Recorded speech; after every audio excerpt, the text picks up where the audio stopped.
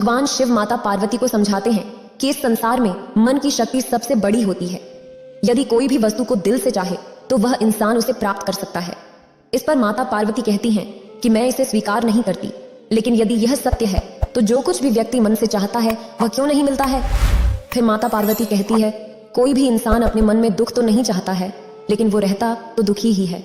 इंसान अपने मन से तो कामयाब होना चाहता है, खूब पैसा कमाना चाहता है, लेकिन फिर भी वो कामयाब नहीं होता।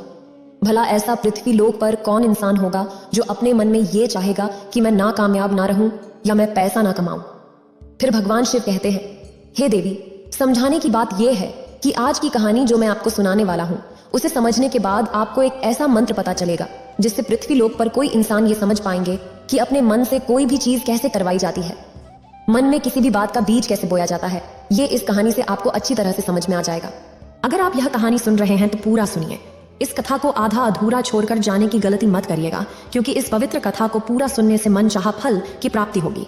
इसलिए इस कथा को पूरा सुने। आप शिव भक्त हैं तो भोलेनाथ का अनादर न करें। एक समय की बात है, एक व्यक्ति का जीवन दुखों से भरा पड़ा था। जो काम भी वह हाथ में लेता वह कभी पूरा नहीं होता। जब वह घर लौटता तो घरेलू कलह से सामना होता। मदद के लिए हाथ बढ़ाता तो कोई भी साथ नहीं देता। उसे प्रतीत होता कि दुखों का एक विशाल पर्वत उस पर आ गिरा है। वह समझ नहीं पाता था कि इन कठिनाइयों से कैसे उभरे। दिन रात यही चिंतन करता कि कैसे इन दुखों से मुक्ति पाए।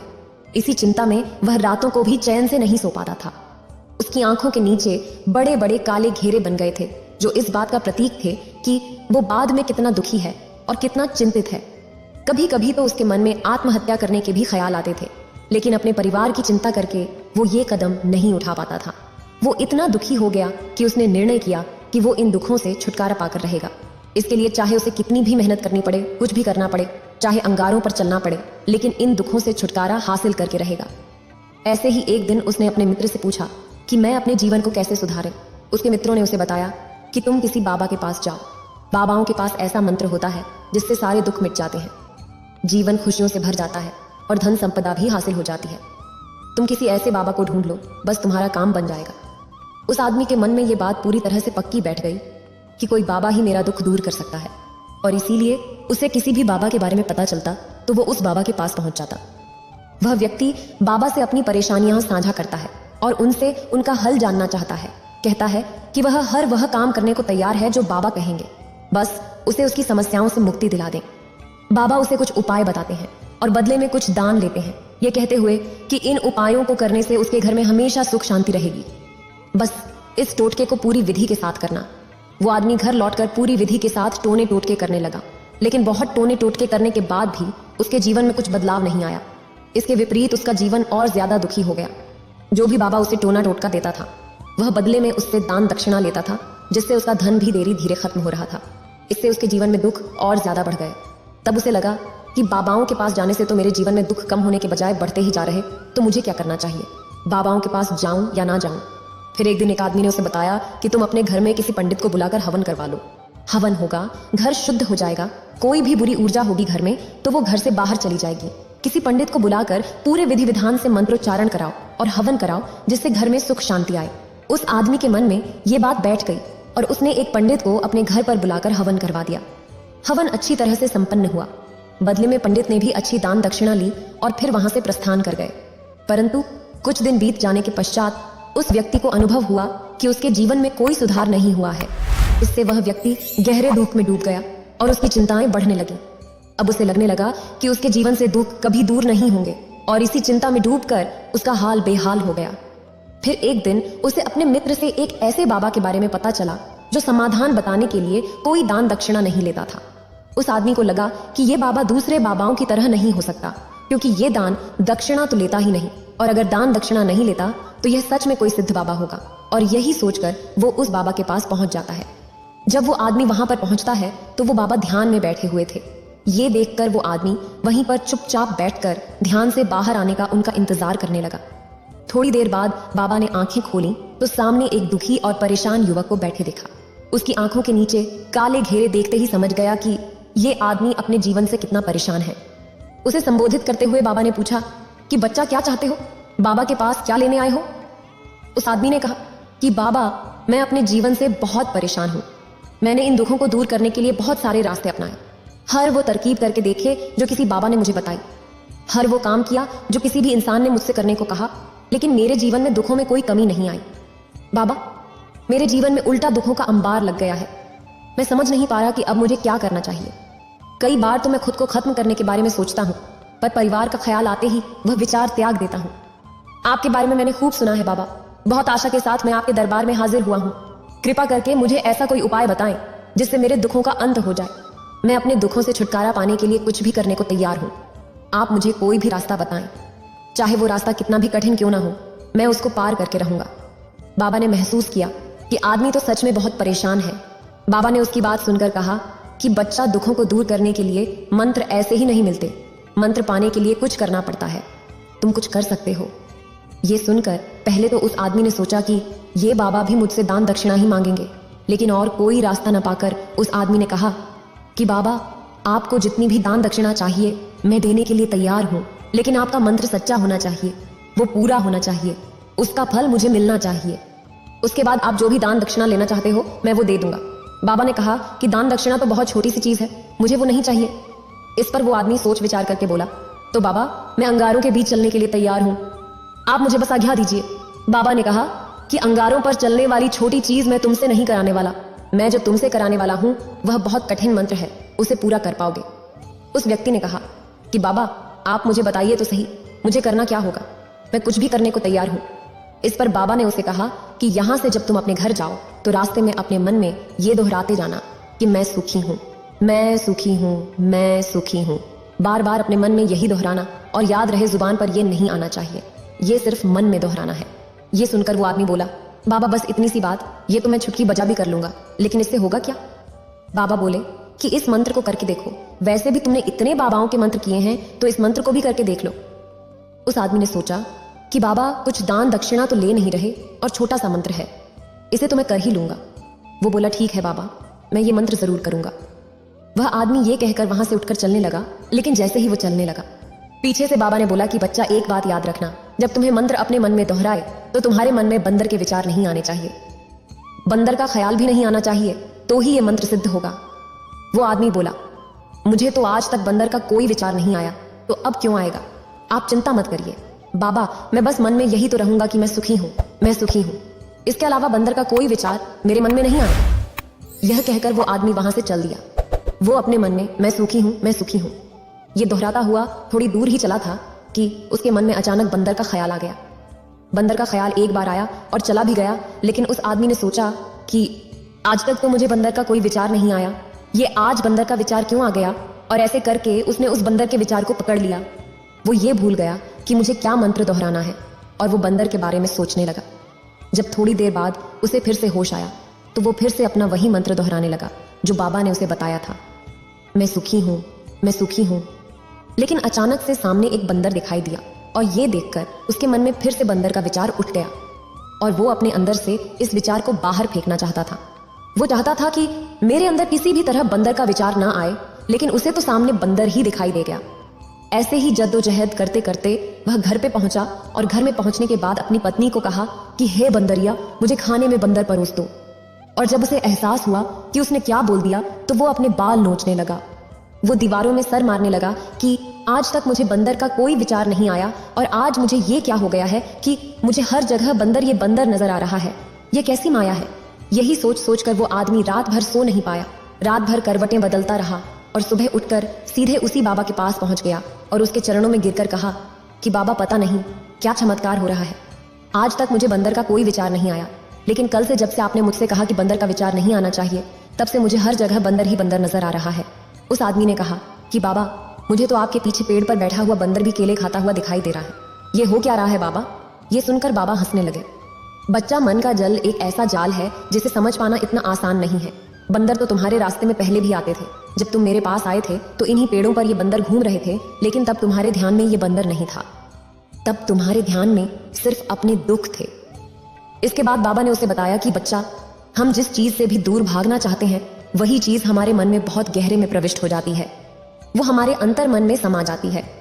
असल में हम जिस चीज से भी छुटकारा पाना चाहते हैं उससे छुटकारा इसीलिए पाना चाहते हैं कि वो हमारे साथ बहुत गहरे से जुड़ी हुई है, और हम जितना ही उससे छुटकारा पाना चाहते हैं वो उतनी ही गहरी हमारे मन में बैठती चली जाती है और आखिरकार वो हमारे अंतर मन में छा जाती है। ऊपर से तो हम चाहते हैं सुखी होना, कि मैं सुखी हूं, मैं सुखी हूं। हमारे होठ भी यही बोलते रहते हैं, लेकिन हमारे मन में दुख समाये होते हैं। हमारे विचारों में, हमारे मन में हमें दुख ही दुख दिखाई देते हैं। इसीलिए अपनी जुबान से बार बार ये बोलने से कि मैं सुखी हूं, मैं सुखी हूं, हम सुखी नहीं होंगे जब तक ये मंत्र हमारे अंतर्मन में प्रविष्ट नहीं होगा। इस पर उस आदमी ने पूछा कि बाबा, लेकिन ये मंत्र हमारे अंतर्मन में प्रविष्ट कैसे होगा? ये सुनकर बाबा ने कहा कि बच्चा, अपने दुखों से लड़ना बंद कर दो। जब तक तुम अपने दुखों को दूर करने की सोचते रहोगे, तब तक वो दुख तुमसे चिपके रहेंगे। तब तक वो दुख तुम्हारे अंतर्मन पर अपना राज जमाए बैठे रहेंगे। और जिस दिन तुम उन दुखों के बारे में सोचना ही छोड़ दोगे, उन दुखों से छुटकारा ही नहीं पाना चाहोगे, उसी दिन से तुम्हारी जिंदगी से दुख गायब हो जाएंगे। क्योंकि किसी भी चीज से छुटकारा पाने के लिए हमें उस चीज के बारे में सोचना पड़ता है, और हम जितना ही उस चीज के बारे में सोचते हैं, वो उतनी ही गहरी हमारे मन में प्रविष्ट होती चली जाती है। हम अधिकतर समय दुखों के बारे में ही सोचते हैं। हम यही सोचते हैं कि हमारे जीवन में दुख है और हमें इससे छुटकारा पाना है। इसी वजह से बार बार सोचने से वो दुख हमारे अंतर्मन में प्रविष्ट हो जाते हैं और हमें एहसास भी नहीं होता। इसीलिए अगर तुम दुखों से छुटकारा पाना चाहते हो, तो दुखों से छुटकारा पाने के बारे में सोचना छोड़ दो, तुम्हें दुखों से छुटकारा मिल जाएगा। अक्सर आदमी धूम्रपान छोड़ना चाहता है, शराब छोड़ना चाहता है, सुबह अपने आप से ये वादा करता है कि मैं कोई भी गलत काम नहीं करूंगा, लेकिन शाम को जब लौटता है तो नशे में चूर होकर लौटता है।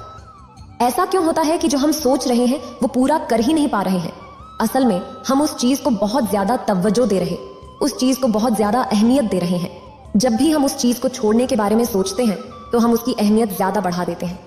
हमारा मन उस चीज के बारे में जितना ज्यादा सोचेगा, हमारा मन उतना ही उस चीज के पीछे ज्यादा भागेगा। हमें उस चीज से लड़ना नहीं है, बल्कि बिना सोचे उसे छोड़ देना है। और अगर इस मंत्र को हम समझ लेते हैं, तो हम अपने जीवन में जो भी पाना चाहते हैं, उसे अपने अंतर्मन में डाल सकते हैं। और एक बार वो लक्ष्य हमारे अंतर्मन में बैठ जाता है, तो फिर सफलता पाने में कोई समस्या नहीं आती, कोई दिक्कत नहीं आती। तब संत बाबा कहते हैं कि आज मैं एक युवक की कहानी सुनाने जा रहा हूं, जिसमें उन 7 आदतों का वर्णन है, जिन्हें अपनाने से कोई भी व्यक्ति, चाहे वह कितना भी साधारण क्यों ना हो, एक प्रेरणादायक शख्सियत में बदल सकता है। लेकिन अगर आप इन आदतों को अपने जीवन में उतार लेते हैं, तो आपको खुद भी नहीं पता चलेगा कि कब आपके आसपास के लोग आपसे प्रभावित होने लगेंगे, और जहां भी आप जाएंगे, लोग आपकी ओर आकर्षित होते चले आएंगे। एक जवान लड़का इस बात से परेशान था कि वो एक प्रभावी इंसान नहीं है।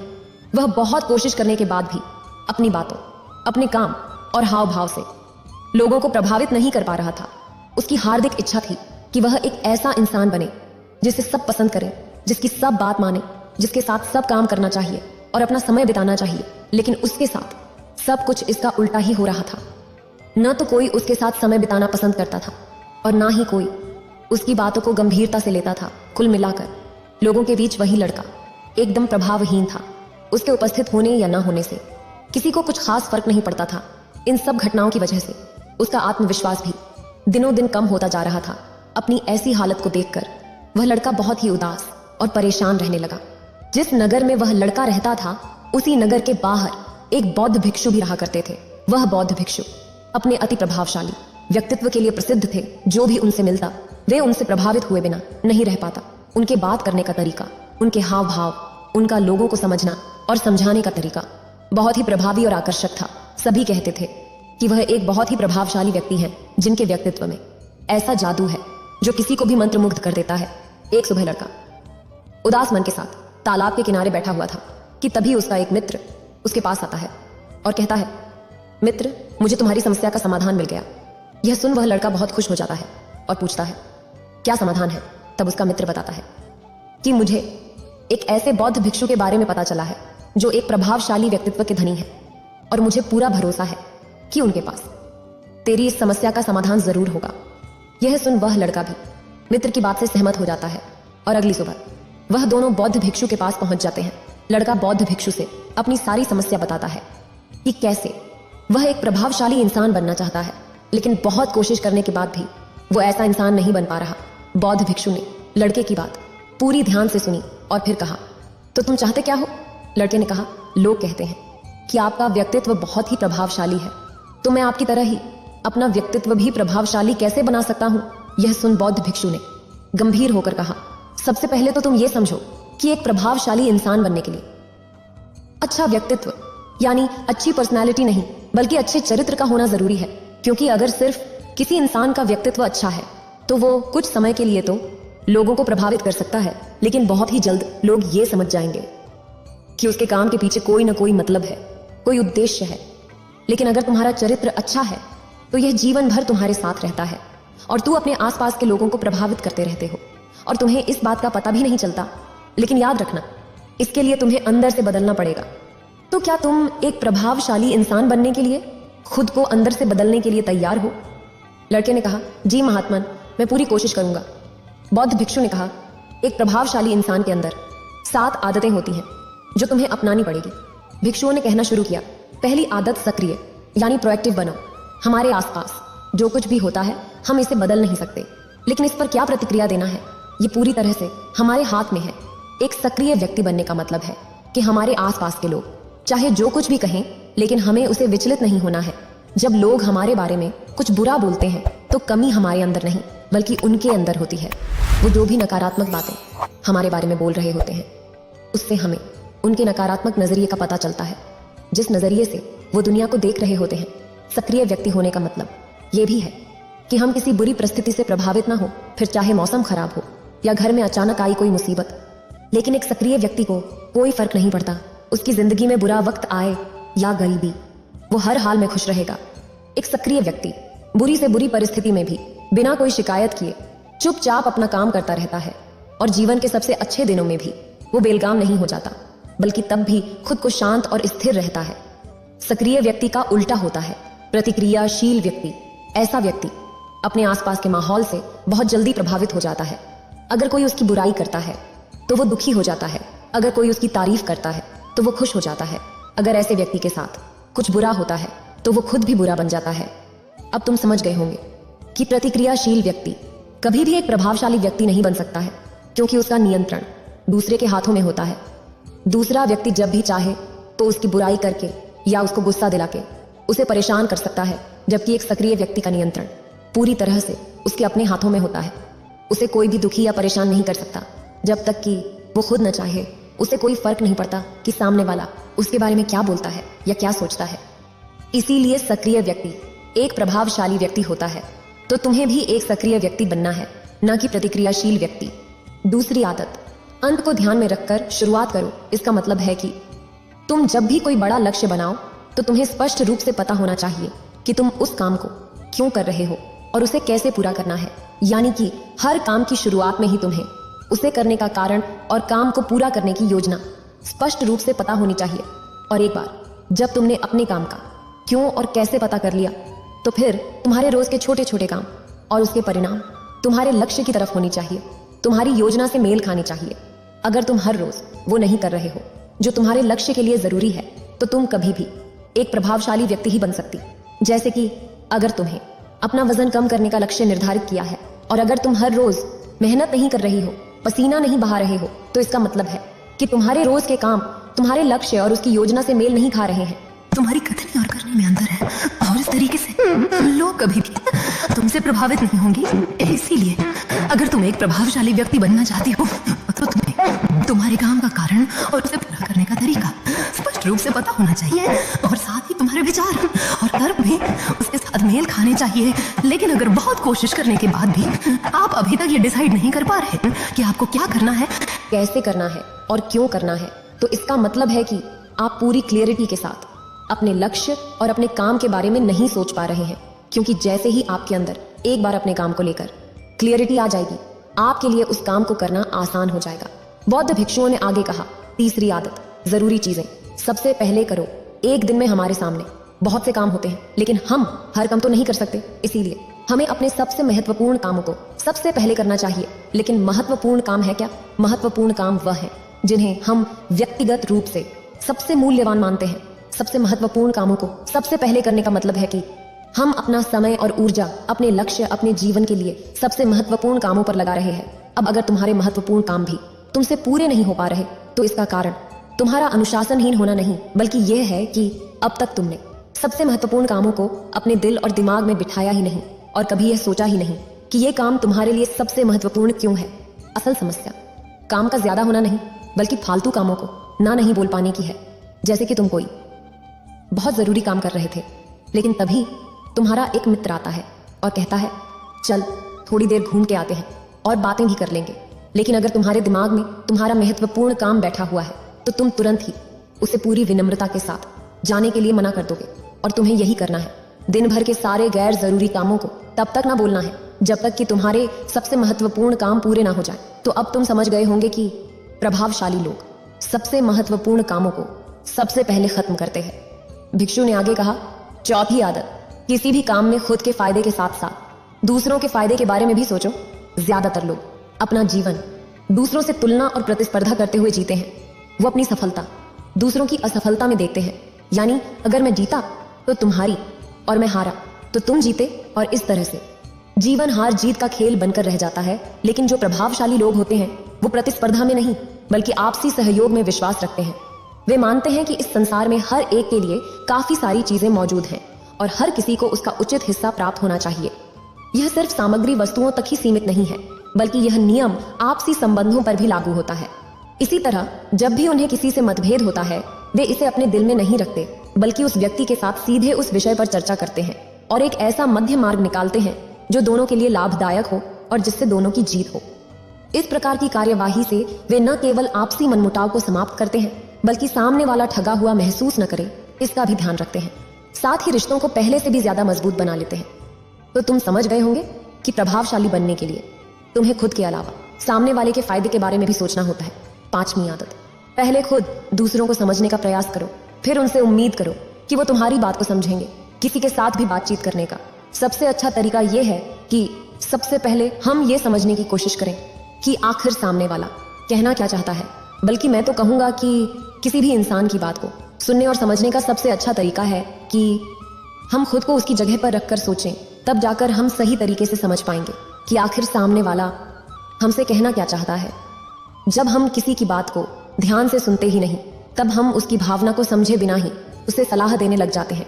लेकिन जब हम उसे समझने की कोशिश करते हैं तभी हम जान पाते हैं कि असल में वो इंसान कैसा महसूस कर रहा है। और जब हम इस तरीके से किसी की बात सुनते हैं तब जाकर हम उस इंसान को कुछ अच्छी सलाह दे पाएंगे। ये सच में उसकी कुछ मदद कर पाएंगे। ज्यादातर लोग बातचीत के दौरान सिर्फ यही कहते रहते हैं कि अगर तुम्हारी जगह मैं होता तो ऐसा करता, या फिर एक बार मेरी बात मानकर तो देखो। लेकिन वो कभी भी ये समझने का प्रयास नहीं करते कि सामने वाला महसूस क्या कर रहा है। और इसका परिणाम ये होता है कि सामने वाला उन पर कभी भरोसा नहीं करता और ना ही कभी अपनी समस्याएं उनके पास लेकर आता है। इसलिए यदि आप वास्तव में किसी की सहायता करने की इच्छा रखते हैं तो पहला कदम है उन्हें समझने की कोशिश करना। ऐसा करने से आप उनका विश्वास अर्जित कर सकेंगे और उन्हें यह विश्वास हो जाएगा कि आपके कार्यों के पीछे कोई स्वार्थ या उद्देश्य नहीं है। आप बस उनकी मदद करना चाहते हैं और इस प्रकार वे भी आपको समझना शुरू कर देंगे। और यही प्रभावशाली व्यक्ति बनने का पांचवा नियम है। भिक्षु ने कहा, छठा नियम है कि प्रभावशाली लोग सहयोग और आपसी समन्वय के साथ कार्य करते हैं।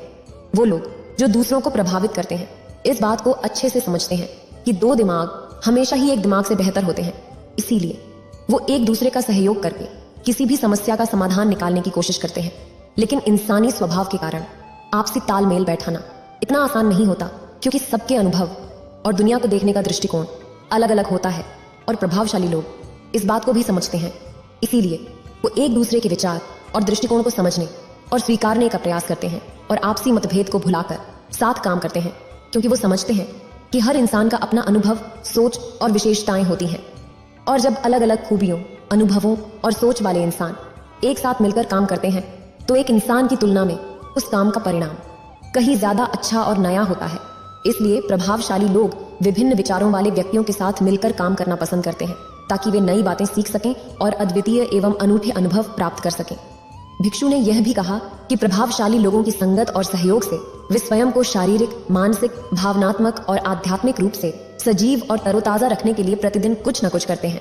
प्रभावशाली लोग इस बात को अच्छे से समझते हैं कि अगर उनके जीवन में कोई सबसे महत्वपूर्ण चीज है तो वो है उनका शरीर और उनका दिमाग, और वो इसे मजबूत और तरोताजा रखने के लिए रोज कुछ नया सीखते और करते हैं।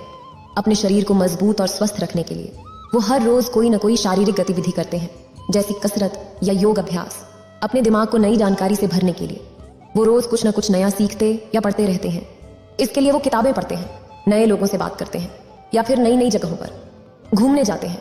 प्रभावशाली लोग प्रभावी इसीलिए होते हैं क्योंकि वो जीवन भर कुछ न कुछ सीखते रहते हैं, खुद को नई जानकारी देते रहते हैं, भावनात्मक रूप से खुद को तरोताजा रखने के लिए। ये लोग ध्यान या एकांत का सहारा लेते हैं, कई बार खुद के अंदर नयापन लाने के लिए। ये लोग खुद को कुछ दिनों के लिए बाहरी दुनिया से काट लेते हैं। इसके अलावा ये लोग आध्यात्मिक रूप से भी सक्रिय होते हैं। इसके लिए ये लोग जिस भी भगवान में आस्था रखते हैं उसकी पूजा पाठ और आराधना इत्यादि करते रहते हैं। साधारण शब्दों में कहें तो प्रभावशाली लोग लगातार खुद में सुधार लाते रहते हैं और अपने शरीर, मन और आत्मा को तरोताजा रखते हैं। और अगर ध्यान से देखा जाए तो सारी आदतों में से ये सादगी आदत सबसे ज्यादा जरूरी और प्रभावी है, क्योंकि इसके बिना बाकी की अच्छी आदतें उतनी प्रभावी नहीं रह जाएंगी। जिस तरह से होना चाहिए वैसे ही कोई भी व्यक्ति, चाहे वह कितना भी शक्तिशाली क्यों न हो, यदि वह खुद को शारीरिक, मानसिक, भावनात्मक और आध्यात्मिक तौर पर स्वस्थ नहीं रखता है तो उसका प्रभाव धीरे धीरे कम होने लगता है। तो यह थे एक प्रभावशाली व्यक्ति बनने के लिए 7 आदतें, जिन्हें अपनाकर कोई भी व्यक्ति प्रभावशाली बन सकता है। बौद्ध भिक्षु की इन बातों को सुनने के बाद उस युवक को भी यकीन हो गया था कि इन 7 आदतों को अपनाने के बाद वह भी एक प्रभावशाली व्यक्ति बन सकता है। इसके लिए उसने उन बौद्ध भिक्षुओं का धन्यवाद किया और खुशी खुशी अपने मित्र के साथ वहां से चला गया। फिर संत बाबा के पास से वह आदमी वहां से चला जाता है और भगवान शिव इस कथा को यहीं पर समाप्त करते हैं। इस वीडियो को बोलते समय कोई त्रुटि हो तो मैं क्षमा चाहती हूँ। उम्मीद है आप सभी को यह वीडियो अच्छी लगी होगी। अगर आप शिव के सच्चे भक्त हैं तो चैनल को सब्सक्राइब और वीडियो को लाइक करके कमेंट में हर हर महादेव लिख दीजिए।